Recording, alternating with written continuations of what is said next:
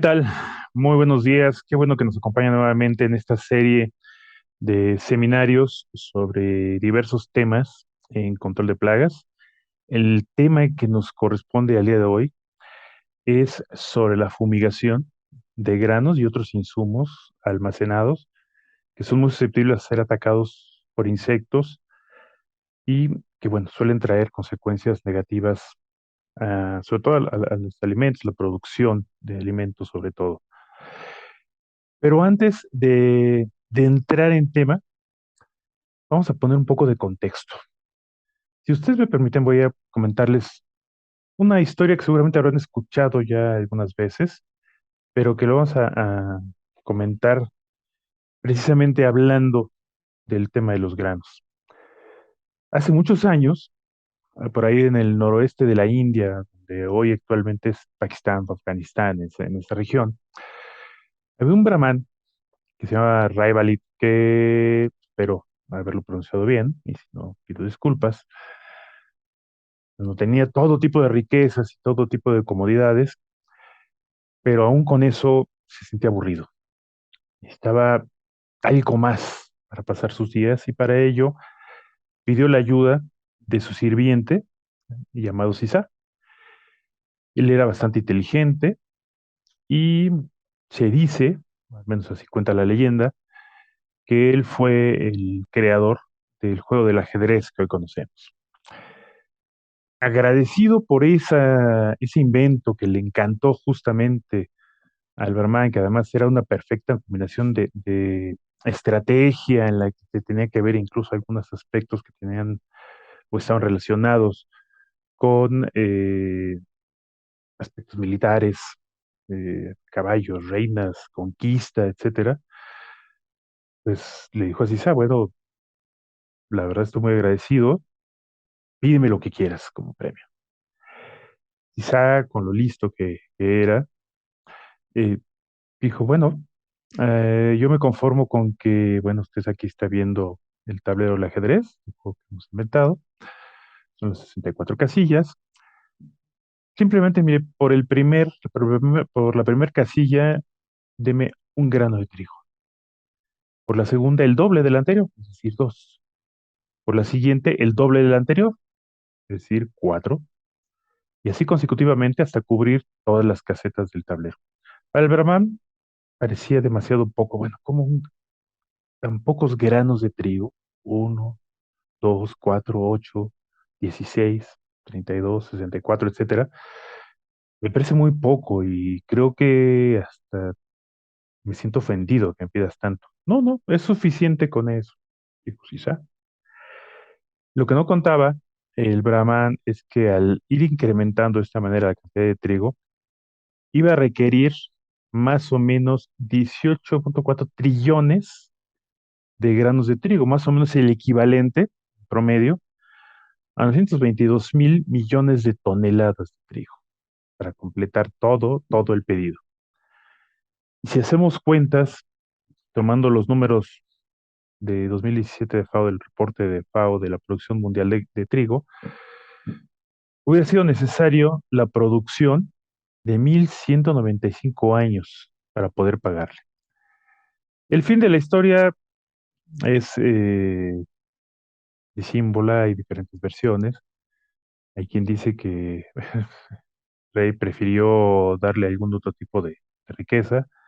Otros más fatalistas dicen que, bueno, abrumado por esa cantidad, el Brahman ordenó la muerte de Sisá. No no se sabe, no se tiene conocimiento en precisión, pero es una leyenda al final de cuentas, pero nos ilustra lo que representa el valor que se tenía y se tiene hoy en día de los granos, ya que son la base de la alimentación humana. Simplemente recordemos que la agricultura se originó por ahí hace 10.000, en cerca de 10.000 años, es lo que permitió al hombre dejar sus hábitos nómadas para volverse sedentario. Y al volverse sedentario, como ustedes saben también, trae como beneficio el que se puedan desarrollar otro tipo de actividades, que la gente pueda quedarse más tiempo en un lugar fijo Se dice que esto permitió precisamente el intercambio, la comunicación entre los diferentes grupos, empezaron a crecer, empezaban a convivir más las diferentes generaciones, se empezaron a contar historias, entre ellos con el tiempo que queda disponible, el no estar migrando de un lado a otro, el desarrollo de las artes, la música, la pintura como expresión a veces un poco ritual, eh, y también el que la gente o las personas empezaran a pensarse su situación o su razón de ser, que viene a ser el origen de la filosofía y la ciencia, para empezar, y preguntarse qué es lo que sucede alrededor y por qué. Pues vean lo importante que es el que luego empezar a poder cultivar sus alimentos y, por supuesto, empezar a conservarlos para mantenerse más tiempo. Al grado que en las diferentes culturas representó eh, algo mucho, muy importante y en todo el globo en realidad. Recordemos que para ese entonces el hombre ya había llegado a América, ya había varios grupos establecidos a lo largo de América, de Asia, por supuesto África, de origen, Europa, etcétera. Y la agricultura definitivamente representó siempre algo mucho, muy importante para el desarrollo de las diferentes civilizaciones.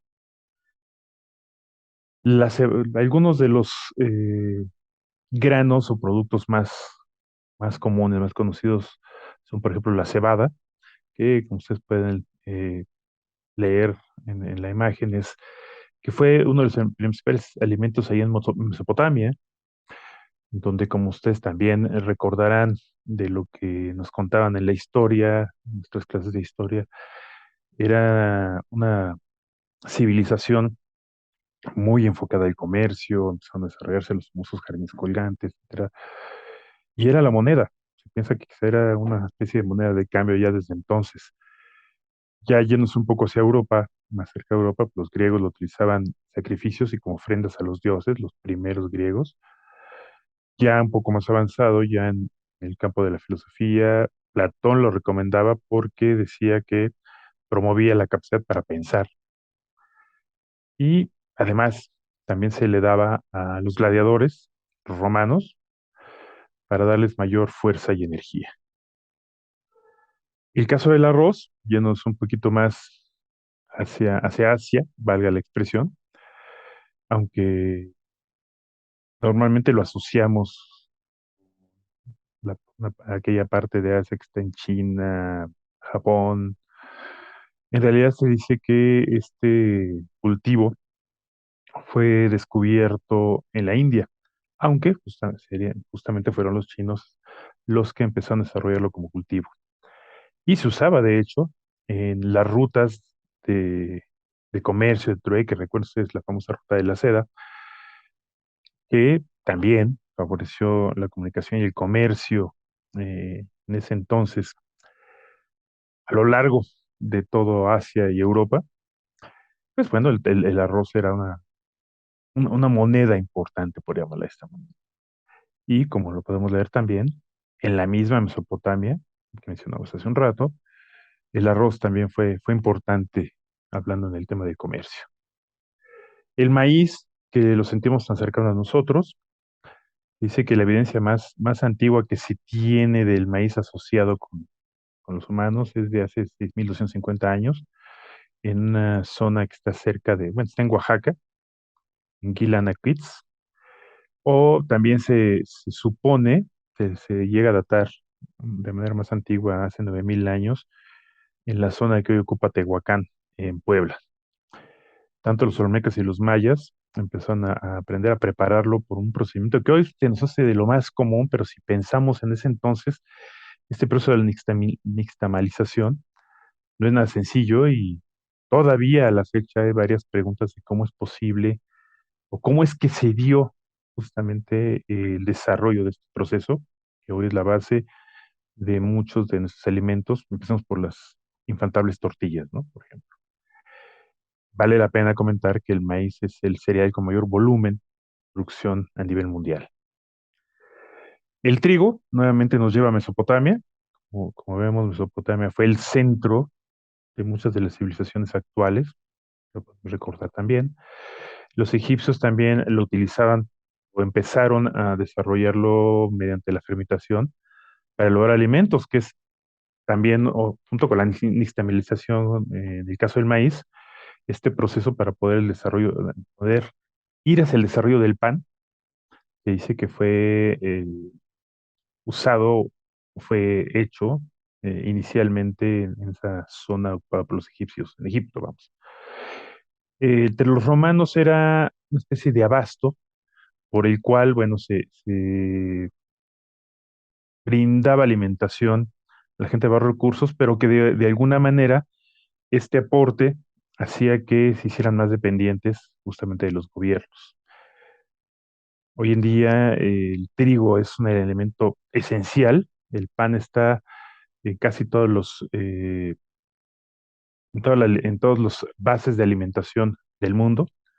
De hecho, hay regiones en el mundo donde prácticamente sin pan no se puede visualizar, bueno, obviamente con los diferentes tipos de panes que existen hoy en día, no se puede visualizar una alimentación y es la base también en muchas regiones.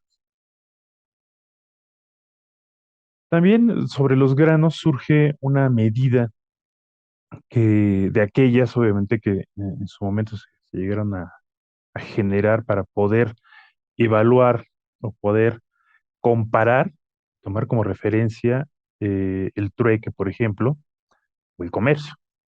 Y una de ellas era una idea de medida que se conocía, de hecho se utiliza aún, pero ya ha quedado mucho en desuso, ya está, está en algunos sectores, pero utilizaba el grano, no el grano, cuya abreviatura es el GR, que lamentablemente hoy todavía mucha gente utiliza para gramo, pero en realidad esa es la abreviatura para grano. Como sabemos, la abreviatura correcta para gramo es la G sin la R.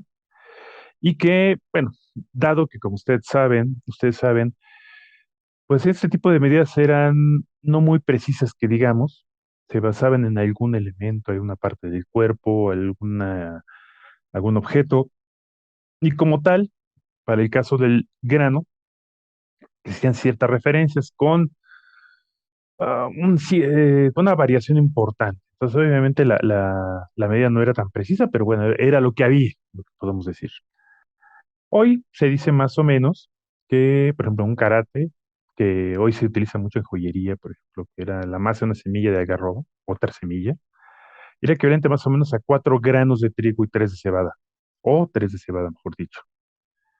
Y también, como pueden ahora leer en la imagen, eh, es obsoleta, por supuesto, esta medida, y se estableció como una equivalencia de 64,79891, pues, 64,799 si lo queremos redondear, no es posible, miligramos, aunque en Francia se estableció un nivel un poquito inferior, que es 53,115 miligramos. Y está basada, lo que mencionaba hace un rato, en el peso ideal de un grano de cebada. Y un grano de cebada equivale más o menos a 1,1 granos de trigo. Más o menos sería la equivalencia. Hoy en día se dice que un gramo equivale más o menos a 15,43, los números, granos. Como dije, es una unidad ya obsoleta, pero que nos habla mucho de lo que representa o han representado los granos a lo largo de la historia del hombre. Se piensa que para más o menos este periodo que estamos viviendo ahora, o se estimeaba en ese momento, que la producción mundial de cereales tendría que incrementarse más o menos en 469 toneladas, cerca de 2 toneladas más que en el año de este reporte, más o menos en 2021. Pero obviamente ya considerando muchas de las situaciones que hemos estado viviendo a lo largo de estos años, como se nos mencionamos un poquito más adelante. En general, bueno, se habla de que trigo, arroz y otros granos pueda llegar a 2.780 millones de toneladas en 2022. Recordemos que la tercera parte del trigo mundial lo producen en conjunto Rusia y Ucrania. Hoy, actualmente, vamos en un conflicto bélico, además de otro tipo de fertilizantes y otras semillas. Entonces, esto ha traído algunos problemas precisamente para el abasto de estos granos, de estos bienes. Entonces, es complicado realmente la situación que vivimos hoy en día, y por lo cual nos han estado afectando también a nivel de los precios. Por supuesto, al hacerse más escaso, los precios se vuelven más altos y más inaccesibles. Trae una cadena, por supuesto, de eventos, diríamos, bastante desfavorables. Aquí también podemos ver el uso que se le llega a dar también en diferentes partes del mundo a los principales granos. Vemos que para alimentación, eh, lo que es el grano que se utiliza preferentemente en comparación con otros usos con mayor frecuencia son el trigo y el arroz. Siguen siendo de los granos más populares y más utilizados como alimento en el mundo. Otros granos que se utilizan mucho menos, sobre todo para alimentación, es por ejemplo el maíz, salvo en países en desarrollo. Antes, con esa expresión subdesarrollado tercer mundo que afortunadamente se ha ido cayendo en desuso, y otros cereales que representan un volumen mucho menor. Otro de los usos que se dan es el forraje, es decir, consumo para animales. El maíz es de los más utilizados, irónicamente, hacia el norte, Estados Unidos. Mucho del maíz que se consume en México, en Estados Unidos se utiliza más para alimento animal. Se utiliza para alimento humano principalmente el famoso perdón, el maíz amarillo, que es más dulce, preferencia alimenticia en esa zona. Y bueno, y otros tipos de usos que llega a haber. Por ejemplo, hoy empieza a utilizarse también el biocombustible. El maíz también es un elemento importante, así como el arroz, y que seguramente irá desarrollándose en mayor medida. En México tenemos una distribución en el almacenaje del grano muy orientado justamente a todo un carril, llamémoslo así, una ruta, por llamarlo de esta manera, que empieza más o menos para Michoacán, va llegando por Jalisco hasta llegar a las zonas de Sinaloa, Sonora, donde están los principales almacenadores del país. Esta es solamente una muestra derivada de los datos que tenían en 2017 acerca, pero no está muy lejos de lo que estamos viviendo hoy en día. Obviamente con una variación en el número de toneladas, pero más o menos el patrón se conserva en este caso. En el caso del acopio o almacenaje de granos habilitados por acerca en ese momento, como una muestra del total que existe en el país. Que, bueno, sin quedarnos solamente en el número, sino en el patrón de distribución, vemos que es en estas zonas, en esta banda, donde tenemos los principales almacenadores de México. Y lo que comentaba hace un rato, eh, la, las situaciones que hemos estado viviendo en estos años, desde la pandemia hasta ahora el conflicto entre Rusia y Ucrania, han afectado gravemente en la alimentación humana. Eh, de acuerdo al Programa Mundial de Alimentación de la ONU, como ustedes pueden ver también, se calcula que 50 millones de personas en 45 países estarán al borde de la hambruna. Es una situación bastante preocupante, a pesar de que había un objetivo de que esto se redujera. Habían objetivos de 2060, 2070, pero bueno, se empieza a complicar esta situación.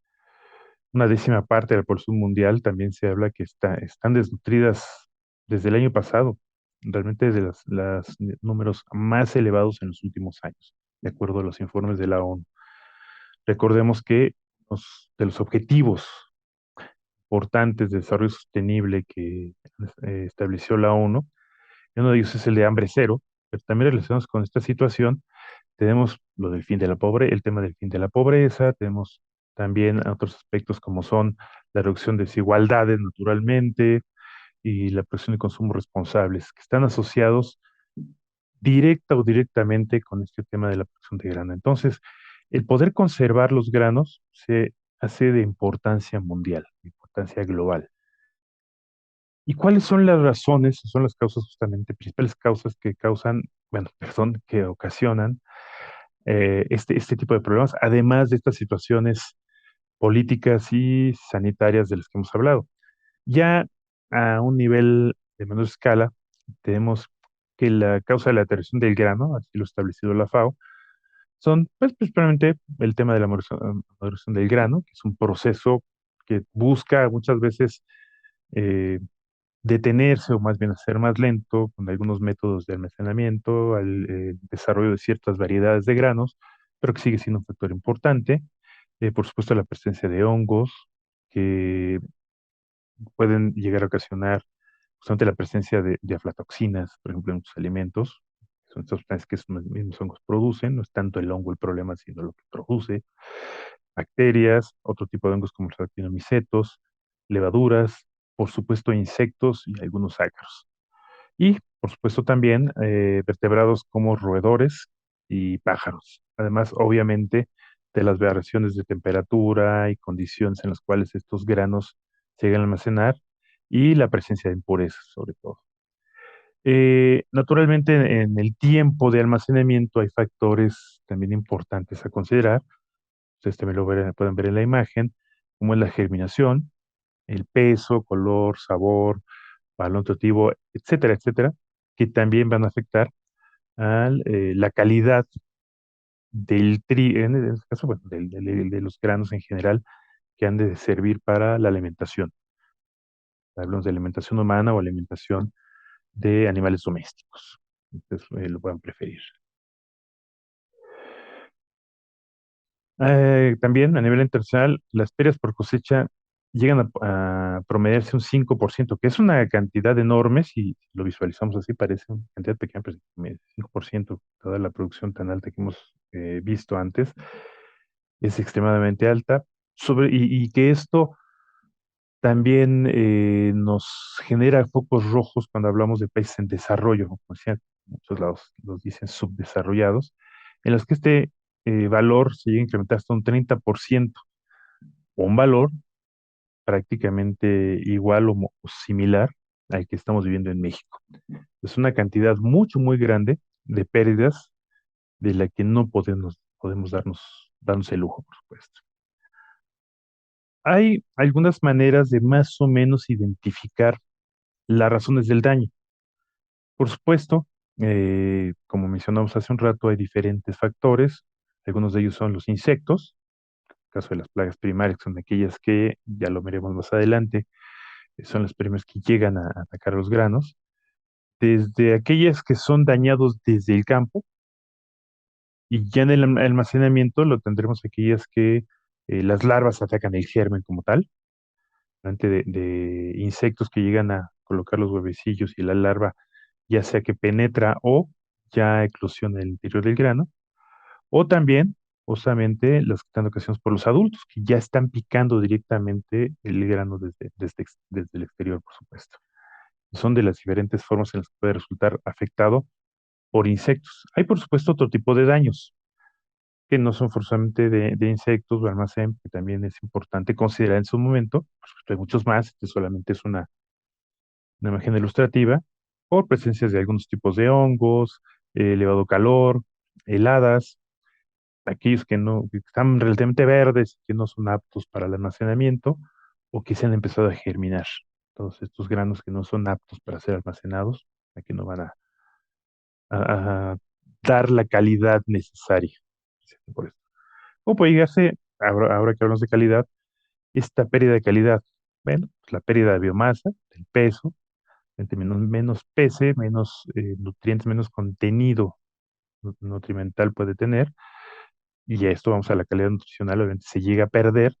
La calidad germinativa, muchas veces hablamos hace un rato de aquellos que empiezan a germinar, naturalmente no los hace aptos para el almacenamiento y por supuesto tampoco el consumo, porque además por esta actividad biológica puede promover también la aparición de hongos también y atraer también otro tipo de insectos y otro tipo de problemas que le hace no viable justamente este almacenamiento. Esto reduce la calidad comercial del producto, hablando ya a nivel de comercio internacional, y por supuesto puede llevar a hacerlo no apto para el consumo, ya sea nuevamente humanos o animales domésticos. En una encuesta que se desarrolló entre 2013 y 2016, ya ha pasado algo de tiempo, quizá no mucho, también nos habla un poco de algo muy, muy interesante, cómo la percepción de la gente es la que muchas veces genera la imagen de una plaga. En muchas ocasiones y en otros eventos hemos hablado y recalcado que la definición de plaga no es el organismo en sí, sino la situación en la que este organismo se presenta. Es decir, la plaga en sí no son los gorgojos, o hablando de otro tipo de plagas, ratas, moscas, etcétera. No es el organismo como tal, no es la rata, no es la mosca, no es el gorgojo, no es la palomilla. Es la condición y el daño que está causando. Eso es lo que se nombra como plaga. Y esto nos habla nuevamente de la visión, a la perspectiva que tiene la gente justamente al respecto. Y esto es lo que resulta interesante. Se comentó a personas, diferentes tipos de productores, sobre todo de estos estados, de la Ciudad de México, Chiapas, Chihuahua, Estado de México, Hidalgo, Jalisco, Michoacán, Morelos, Nayarit, Oaxaca, Puebla, Quintana Roo, Tlaxcala, Veracruz, Yucatán, con un total de 894 productores, ¿cuáles se identificaban como problemas en su producción? Vemos que pues, la mayoría una cantidad importante de gorgojo. Ya en cantidades menores, bueno, palomillas, las roedores juegan un papel importante, y un poco ya menos las aves, algunos tipos de barrenadores, Protéfonos truncatus, por ejemplo. De los picudos, a la gente a veces era un poco confuso. Cabe mencionar que en esta encuesta no se buscó hacerlo tan técnico para no complicar las respuestas, es decir, se basaban principalmente en los nombres coloquiales con los que la gente conocía a estos organismos. Es decir, podemos pensarlo como una cierta desviación, pero también facilita la respuesta justamente de los encuestados. Pero vemos que no hay una relación directa entre la apreciación de la presencia justamente de los organismos con la percepción. No forzosamente implica que sea una realidad, pero es la percepción que le puedan echar la culpa a la gente a sus daños o a sus pérdidas. Y el ejemplo más notable es vemos que a pesar de que una gran parte de los encuestados hablaban de que pues, mucho más de la mitad tenían gorgojos, muy pocos los asociaban con sus pérdidas. Esto es algo también que suele ser muy interesante. La relación, y comentaba hace un rato, la percepción, por un lado, de la presencia de los organismos y el que se les considere plaga. Esto es algo interesante e importante, pero que si lo revisamos, pasa constantemente, pasa siempre y en todos los lugares, no solamente en este tema de el control de las plagas en productos almacenados. En todos lados, la percepción es muy importante. Para ello, siempre es entonces necesario establecer ciertos parámetros, como, por ejemplo, lo ha establecido la FDA para hablar de los famosos niveles máximos de efectos naturales o de acción, como sería la traducción correcta de Food Defect Action Level, que es justamente es el nivel en el cual tenemos que actuar para reducir los daños. Hay otros parámetros de los que hablamos un poco más adelante, pero este es algo bien importante, el cómo es que se definen. Y establecen varios niveles, de los que vamos a hablar también, pero que ya se hacen con la perspectiva de lo establecido en la Ley de Alimentos, Medicamentos y Cosméticos, que, bueno, para los que han estado de cerca con los diferentes seminarios, los que tienen suerte de participar, lo hemos mencionado antes, ya tiene una visualización desde el punto de vista del riesgo, de probabilidad. Ya no es nada más el que un alimento se llegue a considerar no apto para alimento porque ya hay la evidencia de que no es apto por su apariencia, olor, etcétera, sino por la simple probabilidad de que esto llegara a suceder. Hacíamos siempre, siempre hacer esta analogía para poder entender el concepto de como cuando uno desea prepararse un sándwich y uno va al refrigerador y toma lo necesario, va a a la panera por dos rebanadas, toma la rebanada de jamón o lo que se quiera hacer y se prepara el sándwich, simplemente los diferentes elementos que vamos a poner.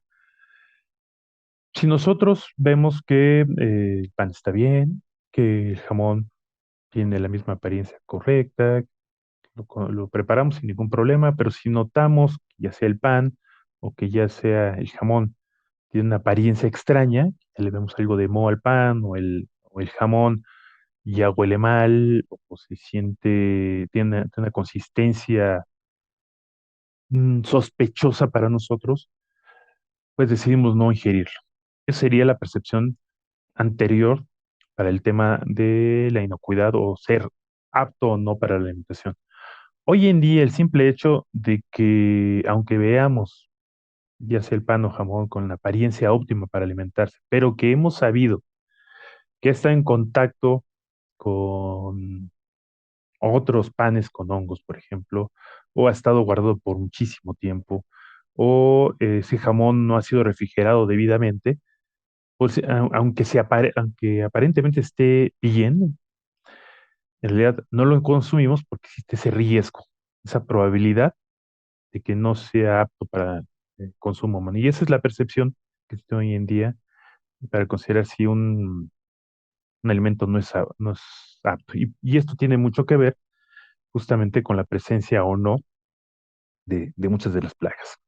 Y vamos a ver estos niveles que nos plantea la FDA. Por ejemplo, en el caso de trigo, eh, se manejan estas referencias, estos valores de referencia, no tanto para considerarlos, y esto es muy importante, no tanto para considerarlos como ese máximo a conseguir o ese nivel al que tengamos que llegar con una conformidad, no, sino que representan aquellas que ya implica tener que tomar acciones o incluso rechazar estos elementos. Y vemos que, en caso de insectos, se estima un promedio de 32 o más granos dañados por insectos por cada 100 gramos de muestra. Aquí es importante nuevamente que hagamos la diferencia entre grano y gramo, por supuesto.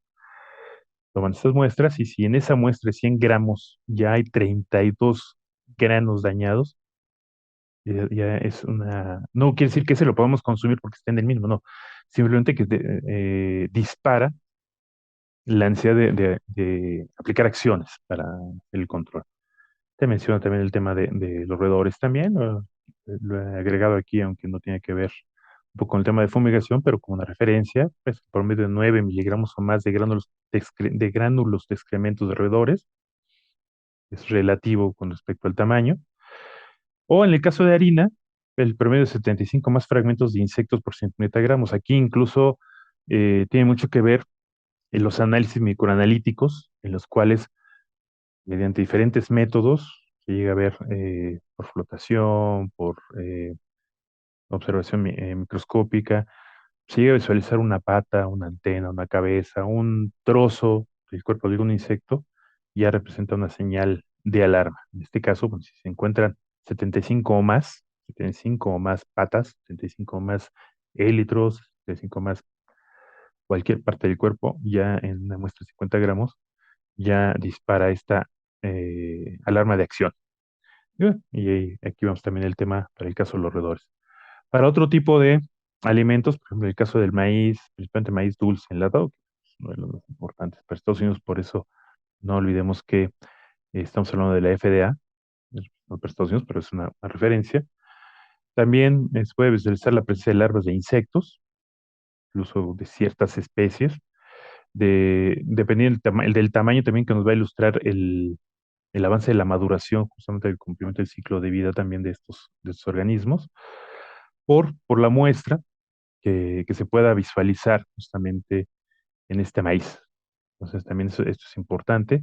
O en el caso de la harina de maíz también, se ha convertido en un producto de venta importante, incluso para México. Hay empresas muy importantes con un trabajo muy interesante, por cierto, que están comercializando harina de maíz de diferentes tipos, incluso de regiones que otros productores podrían despreciar, porque es maíz muy sabroso, dicho sea de paso, aquí en el Estado de México, que empiezan a comercializarlos en Europa o empiezan a buscar abrirse terreno hacia a otras partes del mundo. Pero también es importante poder medir cuál es esa calidad, todo ahora pensando en el ingreso de Estados Unidos, de esa harina y si representa algo importante para tomar acciones. Por ejemplo, el caso de insectos, pues, promedio uno más insectos enteros o equivalentes por 50 gramos, o si son trozos, que sean 25 más fragmentos. Incluso pueden ser del mismo insecto, pero si son 25 fragmentos por 25 gramos, nos está diciendo que tenemos que tomar acciones, definitivamente.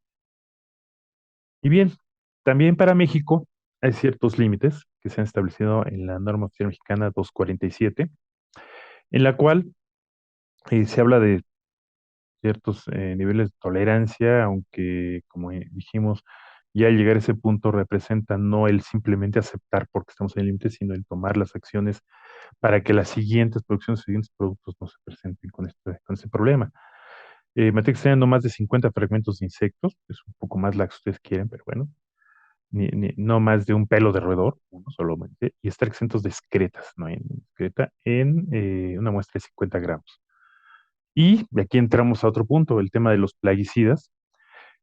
Naturalmente tomar como referencia lo que, bueno, en su momento era el catálogo oficial de plaguicidas, hoy en día se puede consultar en línea una especie de catálogo, ya no se ha actualizado aquel catálogo, aquel gran libro verde o carpeta verde que todo el mundo tenía en su oficina para poder consultar los plaguicidas y sus niveles de máximos de residuos que estaban autorizados. Hoy se consultan principalmente en línea, o también suele ser de utilidad consultarlos ya sea en los CFR de Estados Unidos o en la FAO. Consultar estos plaguicidas, cuáles son esos niveles máximos de residuos, es revista un aspecto importante y que también tiene que ver con el tema que estamos tratando el día de hoy. Y bien, también algunas normas llamadas de calidad, estas si bien no son normas obligatorias, las NMX, sí han cobrado especial relevancia como una referencia para poder considerar si los granos son de la calidad suficiente para ser comercializados y ser utilizados en la producción. Para no describir en total el cuadro, bueno, he compartido los que se refieren, naturalmente hay de otros tipos de granos, pero de los granos quizá de los más importantes, maíz y trigo. Hacemos aquí visualizado los diferentes grados de calidad y por supuesto el valor, esto también se va a traducir al final de cuentas en valor comercial de estos granos, dependiendo las cantidades de impurezas, daños, calidad del grano tal entero, quebrado, etcétera, que pueda visualizarse en las muestras. Y de acuerdo con ello, será justamente el valor económico que tendrá al ser comercializado, porque precisamente de acuerdo a este nivel de calidad, es como serán utilizados para diferentes tipos de productos.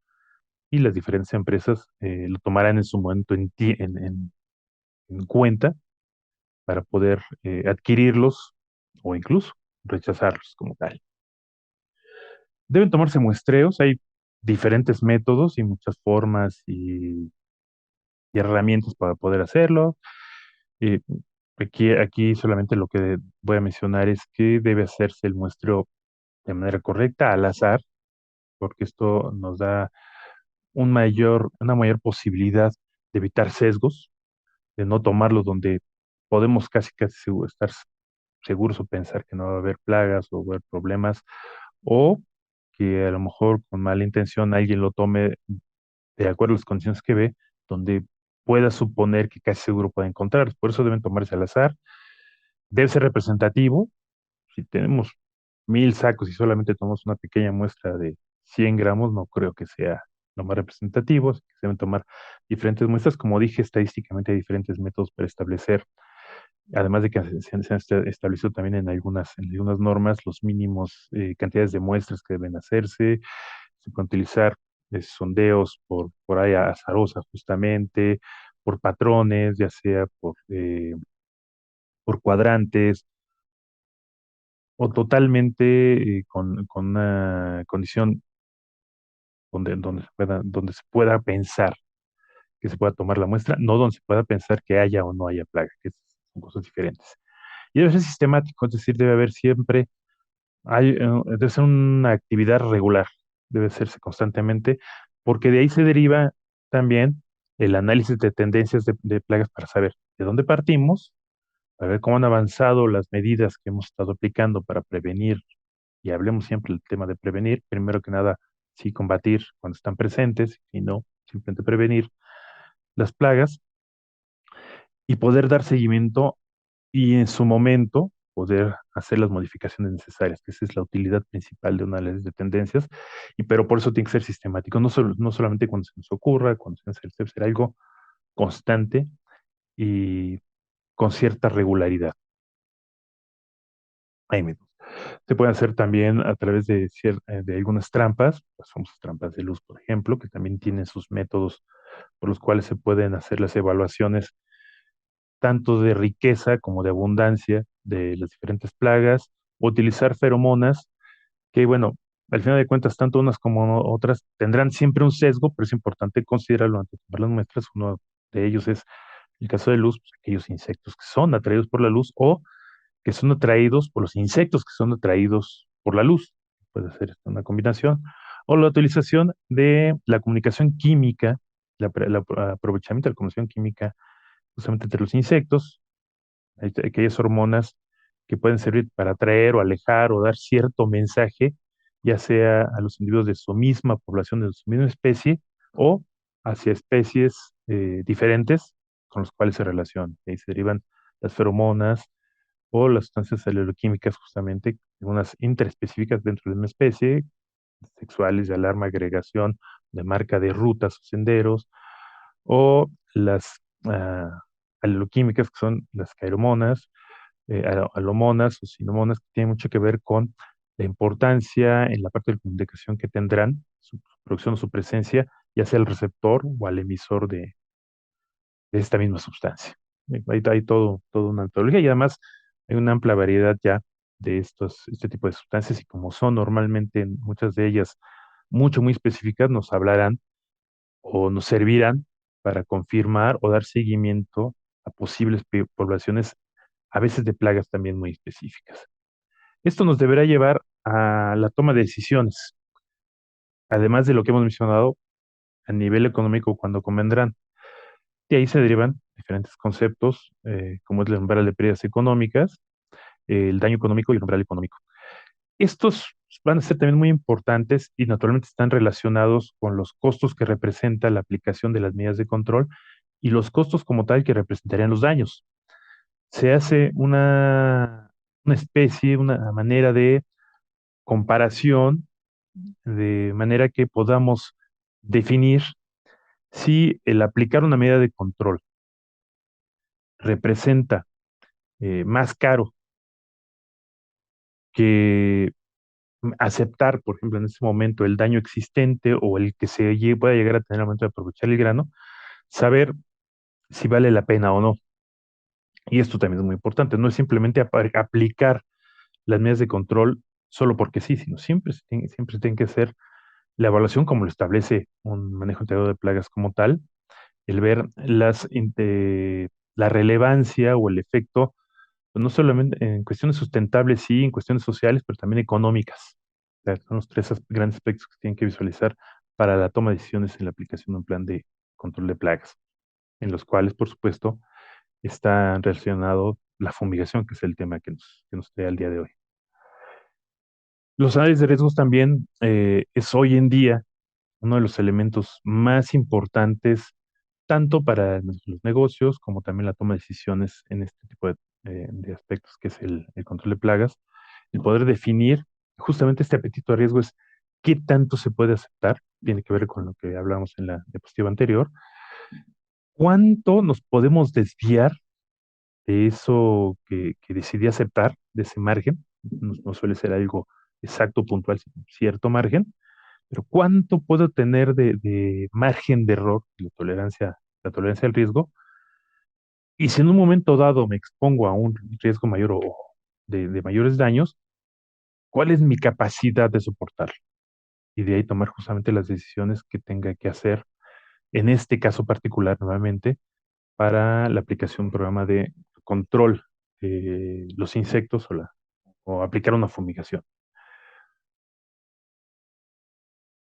Como parte de los elementos clave de un manejo integrador de plagas, por supuesto está la parte de la limpieza, bueno, el manejo de las condiciones en general que tienden a buscar impedir el desarrollo de las plagas o que puedan ser atraídas.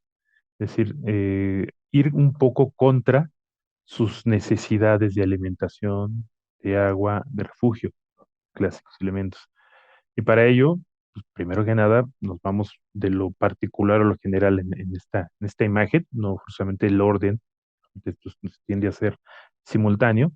En el caso del grano, bueno, hay formas de limpiarlos, eliminar impurezas, hay diferentes métodos, por cribas, aire, etcétera, con lo cual también tiene varias ventajas, que son las que tenemos mencionadas aquí. Bueno, reduce el costo del secado del grano como tal, también se permite una mejor circulación y conservación también de la temperatura de almacenamiento. También se disminuye el peligro de explosión. Sabemos que hay también estos riesgos de explosiones, no precisamente por presencia de algo inflamable, sino en la misma interacción electrostática también de ese polvillo de los granos también suele ser riesgoso. Favorece el escurrimiento y movimiento del grano como tal. Aumenta la capacidad de almacenaje, porque al alimentar las impurezas estamos quitando un peso que no necesitamos almacenar, por supuesto.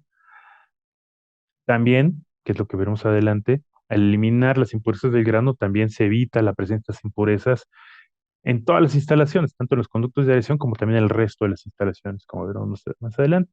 Y esto, por supuesto, también puede reflejarse en el aspecto económico. Y hablábamos justamente de las instalaciones, también estas deben mantenerse con mayor nivel de limpieza, los mismos silos interiores, los transportes, los matacaídas, las tolas, etcétera, todo con el mayor cuidado para evitar ahí esa acumulación de posibles impurezas que también pueden ser sitios clave o sitios críticos de presencia de ciertas plagas, a lo mejor algunos ácaros o producción de ciertos hongos que al momento que entra en contacto con el grano que posiblemente venga limpio, pues va a llegar a contaminarlo. Por eso, incluso este es un tema relevante como inicio de los programas de control de posibles plagas. El diseño de la plaga también es muy importante, de las plantas, también es muy importante cuando es posible. Muchas veces se heredan instalaciones antiguas y se remodelan, se recondicionan, pero si se tiene la posibilidad de participar desde la edificación, es una gran ventaja. Por supuesto, es parte de inversión importante, naturalmente, pero como tal es una inversión, tiene un retorno que implica evitar gastos posteriores si se hace debidamente. Aquí se habla de algunas de las características que debe tener este diseño. Uno, que sea simultáneo, es decir, que en la instalación sea posible desarrollar varias actividades como parte, digámoslo así, del ciclo del manejo de los granos, ya sea recibir granos de diferentes tiempos, diferentes tipos muchas veces, evitar, como se menciona aquí, que es una buena práctica también, evitar mezclar grano nuevo con grano viejo, siempre mantener la independencia entre cada una de ellas. Muy flexible también, porque de acuerdo a la condición del grano se puedan tomar diferentes decisiones. Alguno tenemos que ventilarlo, a lo mejor tenemos que fumigar alguno, otros no, etcétera. Que tenga esa capacidad correctiva también de que si encontramos con algún problema, este pueda ser tratado antes de ingresarlo al almacenamiento, que también tenga una visión de crecimiento, porque bueno, si lo que se está buscando es que haya un desarrollo del negocio y por lo tanto de la versión del grano, bueno, que haya posibilidades de que este pueda ir creciendo, y que llegue un momento en que se llegue a saturarse, a ocupar justamente su capacidad y detenga las oportunidades justamente que puedan presentarse en el almacenamiento de granos. Obviamente todas las medidas de seguridad de higiene son importantes y hablamos sobre todo también de la seguridad laboral, porque a veces se llega a hablar solamente de los aspectos de sanidad y limpieza, el aspecto alejado del ser humano, pero también es muy importante que el ser humano tenga todas las cuestiones de seguridad, se manejan, hay trabajos de altura, trabajos de espacios confinados que deben visualizarse en, en estas instalaciones y buscar asegurar o garantizar, mejor dicho, la seguridad de todas las personas, ya sea que trabajen en o visiten las instalaciones para algún tipo de situaciones, proveedores, auditores, etcétera, que vayan a estar dentro de las instalaciones. Mucho, muy importante.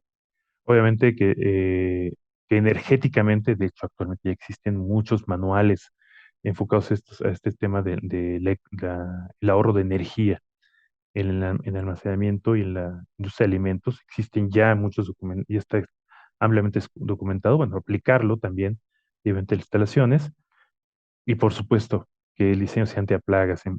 Y entre algunos de los aspectos, pues obviamente buscar esa hermetización, evitar, bueno, hoy estamos hablando del tema de insectos, pero también evitar grandes áreas en las que puedan ingresar pájaros, roedores, puedan anidar, que al mismo tiempo estas puedan atraer otras plagas y no forzosamente gorgojos, también a lo mejor la presencia de que, bueno, polinizadores que son benéficos, sí, al campo, pero que no nos convienen dentro de la instalación de alimentos, pues bueno, no implica que sean condiciones que eliminen o maten a los organismos, sino que simplemente que no estén donde no deben estar. Recordemos nuevamente que el concepto de plaga es la condición en la cual están los organismos, no los organismos en sí. Y esto es algo que tenemos que visualizar y si empezamos a pensar en el control de plagas desde esta perspectiva, verán que es incluso mucho más sencillo y más sustentable el trabajo que tiene que ser. Y bueno, mencionábamos siempre de tomar en cuenta esta forma de edificar o construir o adaptar nuestras instalaciones. También debe haber siempre un control de humedad, temperatura.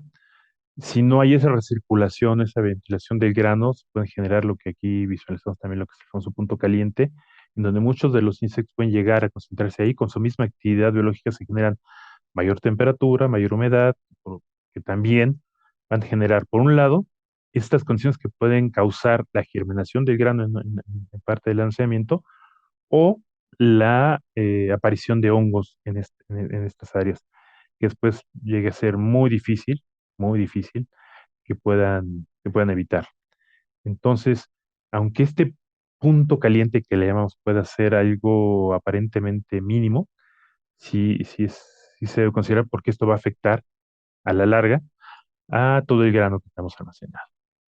Ya hablando de plagas, no se llega a hablar, para clasificarlo, de lo que son las llamadas plagas primarias, plagas secundarias. Hay quien habla de plagas terciarias, cuaternarias, etcétera, pero vamos a hablarlo de manera más sencilla. Y normalmente llega a decirse que las primarias son las que más daño causan y las secundarias las que menos. Sí y no, o sea, en realidad esta clasificación se debe más bien a una secuencia de tipo biológico, es decir, las primarias son aquellas que llegan primero, las que pues, son capaces de romper el grano, de romper esa barrera o esa defensa que tiene el grano, y que también pueden ser la entrada a las plagas secundarias. Hay especies que de inicio se pueden clasificar como primarias, pero que también pueden actuar como secundarias debido precisamente a la acción primaria de otros organismos. Entonces, esa es la razón. O sea, no, tampoco son etiquetas fijas, aunque sí hay algunos organismos, en este caso algunos insectos, que tienen perfectamente identificado cuál es su participación en este ciclo que está relacionado con el daño constante de los granos. Y aquí se mencionan algunas de las especies, tanto las primeras secundarias, algunos gorgojos, algunos picudos, los citófilos sobre todo, secundarias, los famosos gorgojos de la harina como Tribolium, palomillas, etcétera. Es muy importante que también siempre se busque identificarlas al máximo, que podamos saber qué especies son, porque también dependiendo de la especie, podremos en algún momento saber qué acciones tomar para prevenir justamente el que ocasionen estos daños de los que hemos estado hablando. No es simplemente decir gorojo, palomilla, sino saber qué especie. E incluso hasta la identificación de algunas llamadas plagas cosméticas como los ácaros de la harina, que le dan una apariencia amarillenta, a veces café a la harina, por ejemplo, o los famosos piojos de almacén que de vez en vez vemos caminando por las paredes de los silos o en las instalaciones cercanas a ellas. Hay condiciones también que tenemos que aprender a regular, que por la experiencia que se tiene y el conocimiento de las diferentes plagas, sabemos que son las óptimas para que se desarrollen. Esas temperaturas y naturalmente la cuestión de la humedad relativa, que normalmente también es variable, pero de manera general tiende a ser humedades relativas arriba del 15, 14, 15%, 16%, dependiendo de las especies y los lugares y el tipo de grano, por supuesto. Obviamente hay ciertos almacenajes que no pueden tener una humedad relativa tan baja, hay otros, pero la mayoría se piensa que puede ser que sí. Entonces, sí, considerarlo también el manejo de estas temperaturas. Mencionamos hace un rato que la ventilación y la circulación justamente en los hilos puede ayudarnos también a controlar estas temperaturas, más allá de dejarlo solamente fijo, incluso en algunos lugares en los que la temperatura normal exterior promedio durante todo el año, digo durante todo el año, durante todo el día, es importante considerarlo porque obviamente fluctúa a lo largo del día, no rebase estas condiciones óptimas, porque incluso a temperaturas muy bajas, incluso a veces, dependiendo también la especie, abajo de 4 3 grados, el desarrollo, el ciclo de vida se detiene, incluso llegan a morir muchas de las plagas. Igual lo mismo consiguen incrementar mucho más la temperatura, pero esto lo vamos a retomar un poco más adelante cuando hablemos de algunos de los métodos que hay para el control. También la norma oficial mexicana 251 establece muchos de los principios que debe haber para el tema de la prevención de la plaga. Y aquí se lo voy a combinar también un poco con una norma que, bueno, no está mencionada como tal aquí, que es la NOM 256, que tiene que ver con control de plagas, que tiene un capítulo específico para fumigación. Un poco en contrasentido, es cierto, porque la 256 se refiere a control de plagas a nivel urbano, explícitamente. Y como vamos a ver también, gran parte, no en todo, pero gran parte del manejo de las plagas en silos, aunque estén dentro de ciudades, tiene que ver con el sector agrícola. Y ya veremos por qué. Sobre todo tiene que ver también con los límites máximos de residuos y sobre todo por la forma en que se aplican estos métodos. Entonces, el hecho que tengamos materia prima nos hace que, aunque tengamos edificaciones dentro de una ciudad, no implica que se aplique el tema de control de plagas urbano, sino también tiene que ver con los principios que tienen que ver con la agrícola. Y esto está especificado en el reglamento de materia de registros, en el caso de los plaguicidas que se utilizan. Un plaguicida de uso agrícola es lo que dice justamente este reglamento. El plaguicida utilizado de uso directo en vegetales, en este caso en los granos, por ejemplo, se destina a prevenir, repeler, combatir, destruir los organismos biológicos nocivos a ellos. En el caso de los plaguicidas de uso urbano, son para uso exclusivo en áreas urbanas, incluidos precios, baldíos y vías de ferrocarril. Eh, ¿Cuál es la diferencia principal, para hacerlo más sencillo? Cuando hablamos de plaguicidas agrícolas, estos van directamente sobre, en este caso, el que va a ser el alimento, va a ser el grano o la materia prima.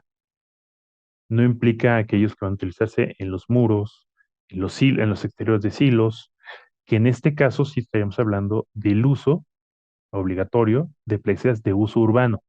Pues como ven, es una combinación que se tiene que tomar en cuenta al momento de tomar la decisión de qué utilizar en este tipo de situaciones. Obviamente un plaguicida urbano no puede aplicarse directamente en el grano o en superficies que tengan contacto directo con el grano. O sea, mucha gente puede pensar, bueno, pues aplico un plaguicida en el interior del silo, ahí vas a poner el grano y va a entrar en contacto con el grano, aunque no sea aplicado directamente. Entonces, eso es un aspecto que debe vigilarse.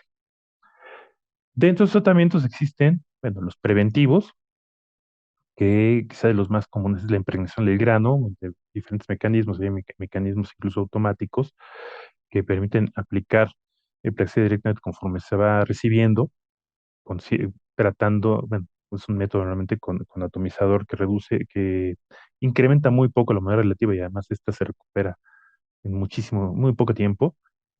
Suelen ser muy útiles. Naturalmente recordemos, idealmente este producto con el que se va a impregnar el grano debería ser de uso agrícola, va directamente sobre el grano, también función de mantenimiento, que no se maneja también como uso agrícola, y es decir, cuando se recibe un grano y no se tiene la certeza de que venga totalmente libre de insectos, bueno, siempre es conveniente antes de llevarlo a los hilos, o a la bodega. Muchas veces se tiende a fumigar, a veces en el mismo transporte o en el mismo contenedor, se hace antes de llevarlo a las instalaciones, por si acaso. Y la aspersión de silos, lo que mencionaba hace un rato, sobre todo en exterior, este sí, con plaguicidas, se puede utilizar con plaguicidas urbanos, aunque en el interior sí tenga que ser con plaguicidas de uso agrícola. Y el correctivo, que es cuando ya se han detectado algunas plagas o cierto nivel de lo que hemos hablado hace un rato, y se decida reducir o evitar que esta presencia la presencia de estos insectos se incremente.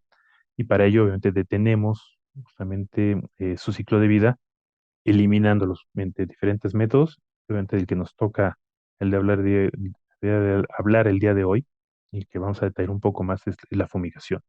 Una respuesta reactiva, que también, nuevamente, nos llevará a considerarlo de acuerdo a nuestro análisis de tendencias y el umbral económico que logremos determinar como tal. Hay varias referencias hablando del tema del uso de los plaguicidas sobre el grano, de efectividad sobre diferentes especies. Aquí 90 con ellos es un estudio que se hizo ya hace muchos años, pero que es muy interesante, de una organización alemana GTZ, que evaluó la efectividad o protección de diferentes ingredientes activos en ese entonces todavía disponibles. Algunos de ellos hoy en día ya no se utilizan, ya han dejado de comercializarse, pero de los que había en ese entonces, de diferentes familias químicas y modos de acción. Como podemos ver, no todos, o prácticamente ninguno, tiene una efectividad total sobre todos ellos. Dependiendo del tipo de plaga, unos son más efectivos que otros, ya sea en condiciones áridas o también en condiciones húmedas. Estas referencias también se pueden encontrar en otras fuentes. Lo he colocado aquí de una manera meramente ilustrativa, pero que sí es importante que se consulten, incluso los más actualizados. Hay estudios muy específicos con una plaga, con un tipo de grano, con un tipo de instalaciones, consultar realmente cuáles son los datos que se tiene y obviamente aquellos productos que estén autorizados en el lugar para utilizarse para este tipo de, de estrategia de control de plagas. Y recordemos, este principalmente se utiliza a nivel preventivo. También para el tema de fumigación, hay unos lineamientos. No cualquiera puede hacerlos, dado que también, como veremos, representan mucha efectividad, son muy eficientes, pero también, como cualquier tipo de control de plagas o manejo de químicos o plaguicidas, tiene sus riesgos. En este caso suelen ser a veces elevados.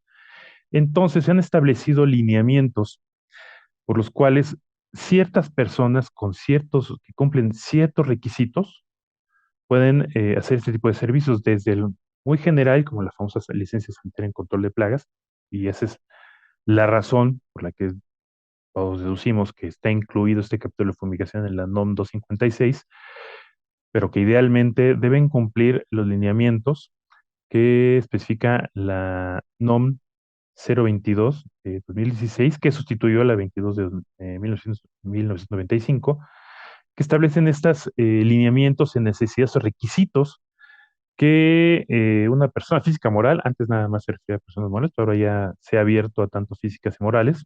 Ese es uno de los primeros cambios que hubo, uno de los principales cambios que hubo, y algunos ajustes por el manejo de algunos tipos de estrategias, sobre todo también tiene que ver con la eliminación de algunos productos como autorizados, ya suelen ser autorizados, para el tratamiento, sobre todo de fumigaciones, no es lo único, pero sobre todo fumigaciones en áreas que tienen que ver con comercio, puertos, por ejemplo, fronteras, pero también como referencia puede utilizarse en otros tipos de producciones, aunque no tengan que ver la salida del país, pero principalmente está enfocado justamente a mitigar este riesgo relacionado con el comercio internacional. Y bueno, ustedes pueden revisar realmente cuáles son todos estos aspectos que habla detalladamente de cada uno de los métodos que están establecidos o que se han identificado para este tipo de tratamientos. También se habla de que se elimina el tratamiento de aspersión y nebulización. He visto que esto no es realmente útil para el control de los insectos cuando ya están presentes. Y esto se explica porque, bueno, cuando se asperja y mucho mayor cuando se nebuliza, porque además las partículas son mucho más pequeñas, en caso de dispersión, no ser más grande si llega a una impregnación, si ya hay plaga, pues la impregnación suele ser no tan eficiente, tan útil, porque, como mencionamos hace un rato, muchas de las larvas ya están en el interior del grano. Entonces, puede estar el plaguicida en el exterior del grano, pero la plaga, de todas maneras, hará el daño que iba a hacer, está en el interior. Entonces, algo es importante que considerar, por supuesto. ¿De acuerdo? Entonces, cuando aplicamos un gas, este sí llega a penetrar en el grano y puede llegar justamente hasta esta larva que está en el interior. Pero como he mencionado, normalmente la dispersión y la nebulización no llegan a ingresar, entonces no llegan a ser útiles. Por eso se han eliminado de esta sección. Y de aquí llegamos al término de fumigar, como tal, que en el sentido estricto significa, viene de la raíz, significa humo, la aplicación de un humo, pero aunque en este caso estamos hablando esencialmente de un gas. Entre los que tenemos algunos ejemplos de los que se han llegado a utilizar para este tipo de tratamientos, hace muchísimos años se utilizaba mucho el bromuro de etileno, que fue prohibido en 1984 porque se obtuvo evidencia de que causaba cáncer en algunos animales de laboratorio, y el famoso bromuro de metilo, que a la fecha todavía se llega a utilizar en algunas áreas, por ejemplo, incluso también para la esterilización de suelos, pero que tiene sus días contados en teoría no debería utilizarse, debido al efecto negativo que ha ocasionado a la capa de ozono, que para muchos es una especie de mito o leyenda, pero que es una realidad. Realmente este agujero que le llamamos de ozono, eh, aunque tiende a crecer y reducirse dependiendo de en los diferentes años y diferentes condiciones, eso es real y ocasiona diferentes cambios también a nivel del clima, el famoso cambio climático. Y aunque parece tan alejado a nosotros de que, bueno, el agujero de ozono no está aquí donde yo vivo, esto trae una consecuencia global en todo el mundo. Esta es, digamos, una imagen que es mucho más llamativa, más aquella de la que se ve plana. Esto es un esquema tridimensional que nos ilustra justamente de esta situación, este problema de este agujero de ozono, que durante la pandemia sucedió algo muy interesante. Se hablaba de que se redujo un poco y que mostraba o ponía en evidencia que la actividad humana era uno de los principales causantes justamente de esta situación, de este problema. Pero bueno, para evitar el uso del bromuro de metilo se optó por la aplicación o uso de otro tipo de gases, de los que el más popular es la fosfina, que la fosfina como tal es un gas muy ligero, normalmente no tiene un olor característico, es incoloro, no se ve, pero es extremadamente tóxico. Sus principales precursores son los principalmente fosfuros metálicos, como el fosfuro de zinc, el fosfuro de aluminio o el fosfuro de magnesio, que al reaccionar con iones hidrógeno van a generar una reacción que va a generar o va a crear la fosfina, como tal, va a hacer que se emita la fosfina. Nuevamente, el fosfuro de zinc y el fosfuro de aluminio, digo, el fosfuro de zinc principalmente se utiliza como rodenticiida, ya explicaré la razón, la siguiente diapositiva, y en los otros dos como fumigantes. Como mencionaba, tienen varias ventajas, como el manejo, más seguridad por la aplicación, por expertos, por supuesto. Siempre deben ser manejados por personas perfectamente capacitadas. No deja residuos tóxicos, que esto es muy importante en el tema de los alimentos. No daña la capa de ozono. Se reduce la germinación del grano. O sea, no hay un efecto de la germinación del grano para aquellos almacenamientos de semillas, no tanto de granos, o tampoco afecta a la mayoría de los empaques, salvo algunos tipos de metales, naturalmente, que se deben evitar o en cuestiones de instalaciones eléctricas. Tenemos aquí las diferentes reacciones químicas que nos van a dar lugar a la fosfina. Hablábamos de que el fosfuro de magnesio normalmente requiere de iones de hidrógeno más fuertes, para llamarlo de alguna manera, es decir, ácidos. Durante los ácidos gástricos, por ejemplo, los roedores, pues utilizan sebos contra roedores y la reacción es muy similar, se produce fosfina, pero al interior de los roedores. Los otros son menos estables o se requieren una acidez mucho menor y por eso son capaces de reaccionar incluso con la humedad atmosférica a diferentes niveles. Normalmente el que reacciona más rápido es el fluoruro de magnesio y después el fluoruro de aluminio, igualmente para producir la fosfina. En algunas presentaciones, en todas algunas presentaciones, se agrega a los comprimidos, por ejemplo, otros elementos como el carbonato de amonio, que con el calor que se produce en las reacciones mencionadas arriba, se descompone en el amoníaco, que suele ser ese indicador de la emisión del gas. Recordemos que la fosfina no huele, se necesita este indicador. Y el dióxido de carbono que también reduce los riesgos de, de que se genere un fuego o que se eleve demasiado la temperatura. Pronto que se genere un fuego, es un nivel de seguridad sobre todo. Mencionaba que si el fluoruro de magnesio reacciona de una manera mucho más rápida, se alcanzan niveles de partes por millón superiores a los 1500 partes por millón, dependiendo de las dosis que se aplique, a veces en unas cuantas horas, mediodía, en 12 horas, mientras que el fosfuro de aluminio requiere a veces más tiempo, a veces casi día y medio, 2 días, nuevamente dependiendo de las condiciones, para después ir reduciendo también, porque se empieza a perder con el paso del tiempo esta concentración. Pero sí, esto es también un aspecto importante para tomar en cuenta el tiempo que deben mantenerse cerradas las instalaciones al momento de ser fumigadas. Dado que, como mencionábamos también, cualquier tipo de fuga o manejo incorrecto de estos fumigantes llevan un riesgo importante.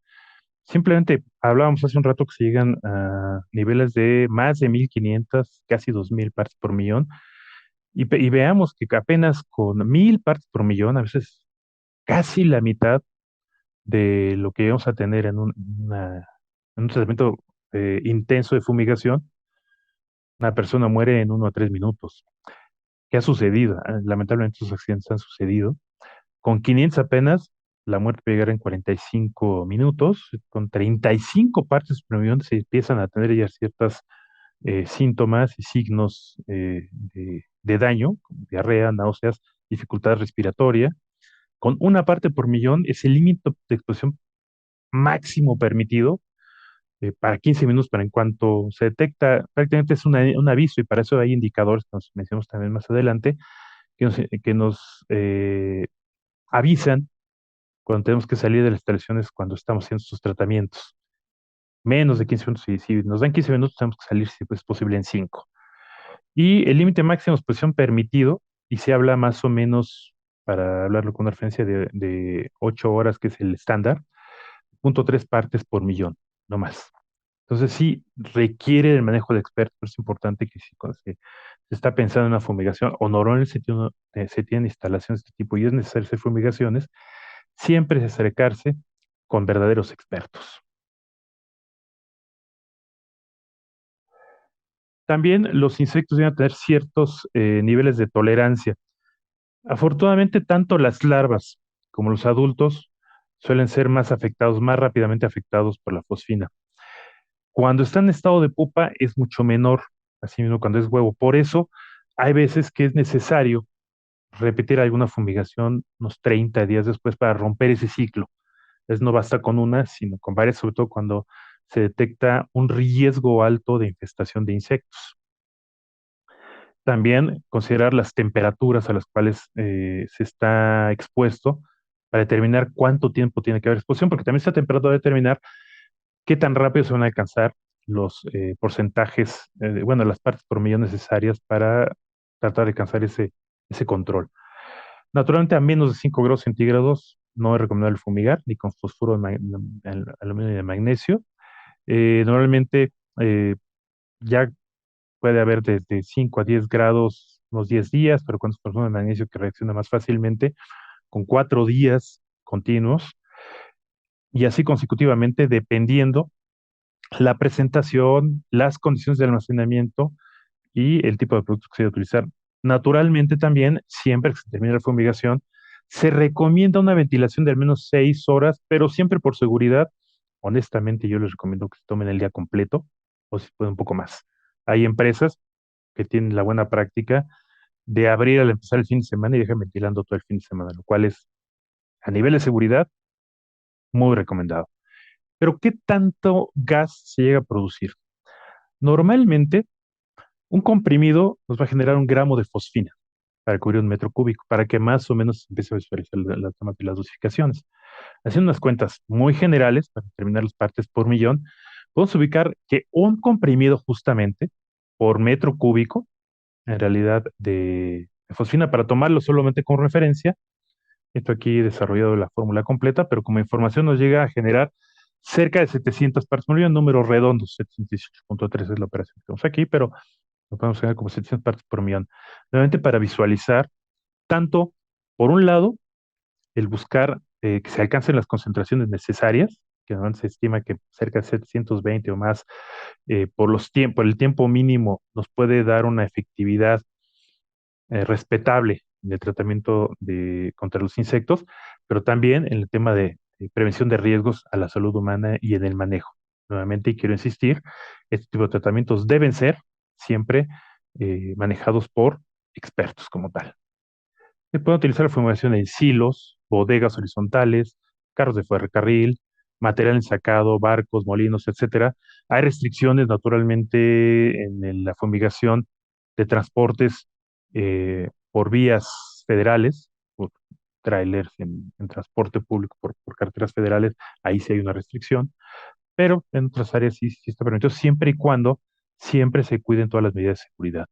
Hay diferentes métodos por los cuales se puede hacer más eficiente este tipo de tratamientos, por ejemplo, uso de capullos de enlonado, cuando tenemos producto a granel o lo tenemos ensacado, o para venta, también siempre cuidar o vigilar también el tipo de cubierta o de empaque de los productos para tomarlo en cuenta en el tiempo de exposición o si realmente el gas puede llegar a penetrar hasta el producto, las harinas, por ejemplo, que son más compactas, también eso es un factor importante.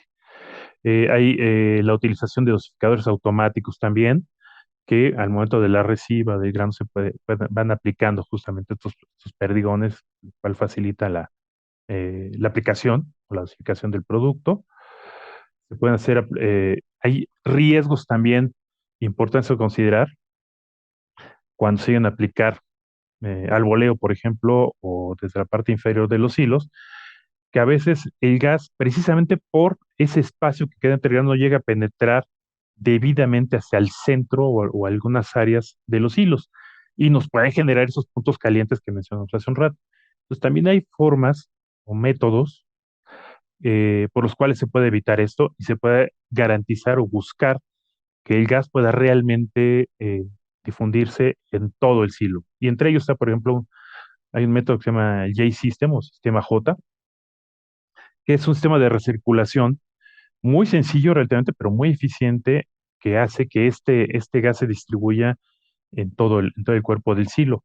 Existen otros métodos que aceleran la hidrólisis, que aceleran la producción de la fosfina y también hace que sea mucho más eficiente este tipo de tratamientos para garantizar que realmente haya la eficiencia que buscamos. Deben verificarse siempre si hay fugas, hay detectores electrónicos hoy muy modernos, hay muy modernos de bolsillo incluso, pero que incluso tienen alarma, algunos incluso hay gafetes, indicadores en los que nos van a ilustrar cuánto está llegando antes de esa parte por millón, que ya es el signo de emergencia que tenemos que salir del lugar. Y por supuesto, muy recomendable, sobre todo estos gafetes, que la gente que llega a trabajar ahí, que es ideal que no lo haga, si llega a entrar por alguna razón, puedan detectar antes de exponerse qué concentraciones hay en el exterior si es que hay fugas, evitarlas al máximo. Entonces, porque además es un riesgo y además eso va a limitar el que se llegue a alcanzar la parte por millón en el interior y por supuesto afecta la eficacia del tratamiento. Y para ello también hay monitores hay formas de establecer monitores en el interior de diferentes sitios del lugar a fumigar para estar midiendo el incremento de las partes por millón y estar verificando que se alcancen en el tiempo necesario y en los niveles necesarios. Y también, previo ya a la ventilación del producto, visibilizar si es seguro o no empezar a abrir y dejar salir el gas que pueda llegar a quedar. Por supuesto, aquí también está incluido, no se menciona aquí, pero lo menciona también el correcto manejo de los posibles residuos, que normalmente suele ser inerte, puede quedar una parte mínima, pequeña, todavía sin reaccionar, que también implica un riesgo. ¿Qué factores van a llevarnos al éxito en la fumigación? Muy bien, bueno, pues, en primer lugar, considerar la humedad relativa y la temperatura a la cual estamos aplicando, como lo mencionamos hace un rato, que pueden ser entre 60 y 65% de humedad relativa y una temperatura ambiente de 25 grados centígrados. ¿Qué tipos de plagas se van a controlar? Ya veíamos también que la susceptibilidad es distinta.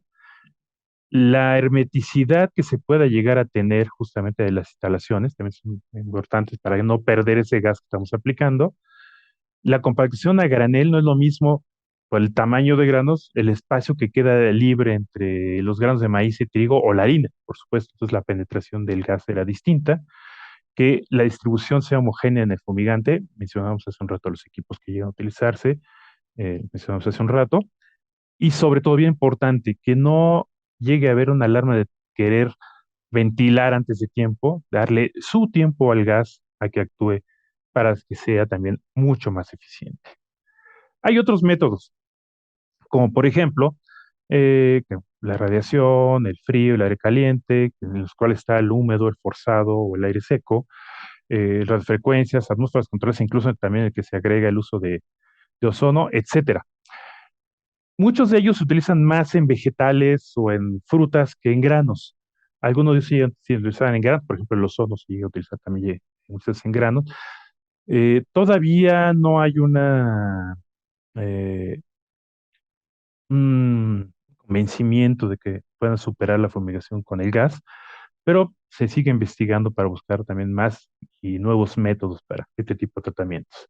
Y bien, para terminar, recordar que como cualquier otro programa de manejo integral de plagas, en estos programas de fumigación también debemos considerar siempre este ciclo de mejora que hoy en día se está tomando en cuenta como nuevo modelo, como un modelo real de lo que debería ser el control de plagas. Un ciclo más que una lista de actividades, en los cuales está, lo hemos visto a lo largo de la charla, desde la determinación, identificación del problema, la evaluación del problema, si vale la pena tomar decisiones, si vale la pena o no hacer la fumigación, o en qué momento hacerlo, determinar cuál es el método más conveniente, qué es lo que se debe utilizar, qué productos debemos utilizar, evaluar justamente estos tratamientos, su eficacia, si tenemos que reforzar, si tenemos que cambiar de método o corregir algunos aspectos que no hayamos considerado anteriormente. Y por supuesto, siempre considerar los aspectos económicos, sociales y sustentables de cada uno de los tratamientos, no en total, sino de cada uno de ellos, que también debe ser un punto importante a evaluar de cada uno de los tratamientos, en qué tanto estamos afectando en estos elementos para hacer los ajustes necesarios. Y bien, con esto termino, al menos esta charla. Quedo a la orden nuevamente para sus preguntas, comentarios que puedan tener. Y como siempre, son muy valiosos. Muchísimas gracias.